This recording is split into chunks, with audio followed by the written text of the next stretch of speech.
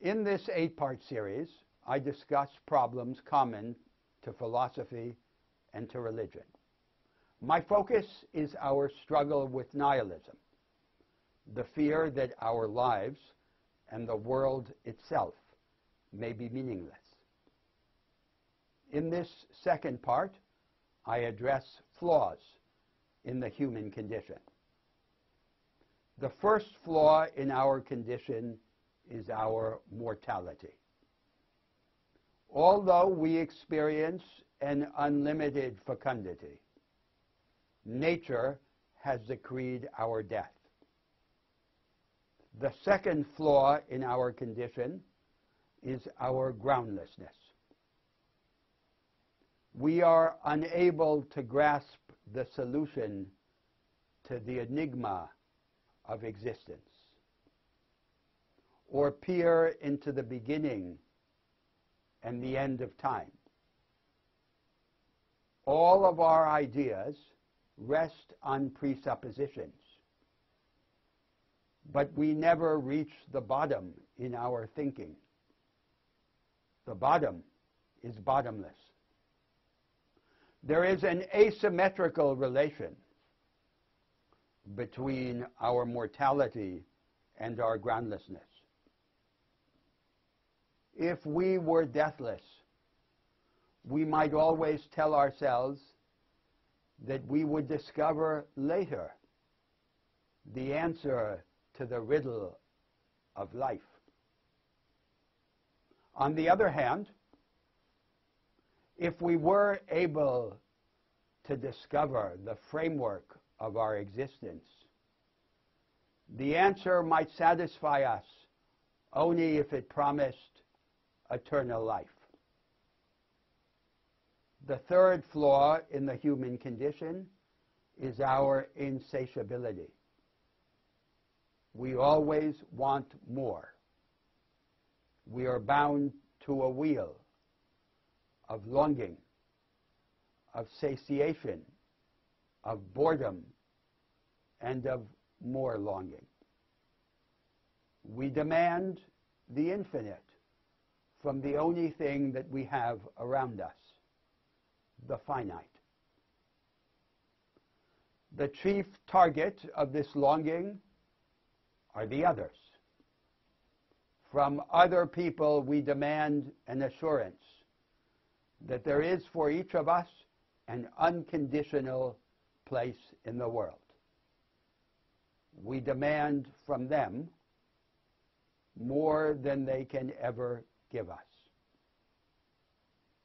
Our insatiability is an expression of a fundamental characteristic of our humanity.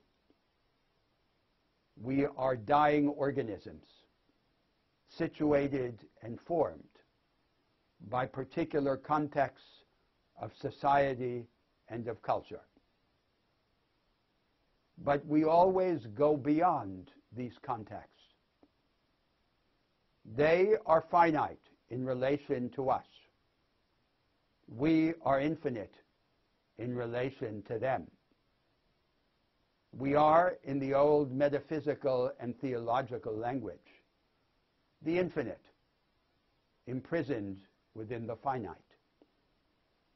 This dialectic of context boundedness and context transcendence is exhibited as well in the dual nature of the mind.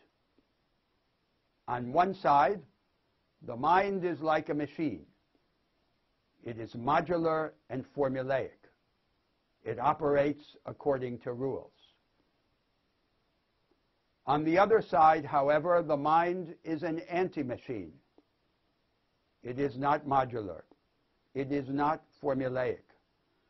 It possesses a power of recursive infinity to combine everything with everything else. And it displays a power of negative capability to transgress all limits and to question all presuppositions, to work through negation. The fourth flaw in the human condition is our susceptibility to belittlement. We feel that we share in the nature of the divine and of the infinite. But our lives are wasted in a series of petty compromises, a carapace of routine and surrender begins to form around each of us, as a result of which we die many little deaths. This fourth flaw differs from the other three, from our mortality, from our groundlessness, and from our insatiability. It differs because, unlike them, it can, to some extent and in some way, be overcome. This fact provides a possible point of departure for a future religious revolution in the consciousness of humanity. In the past, religion has been dependence on nature, how we are to counteract the power of nature over us.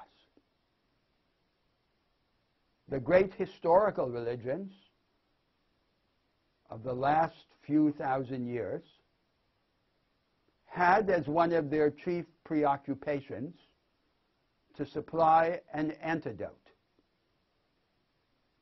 to these incorrigible flaws in the human condition. Religion became a consolation, a lullaby.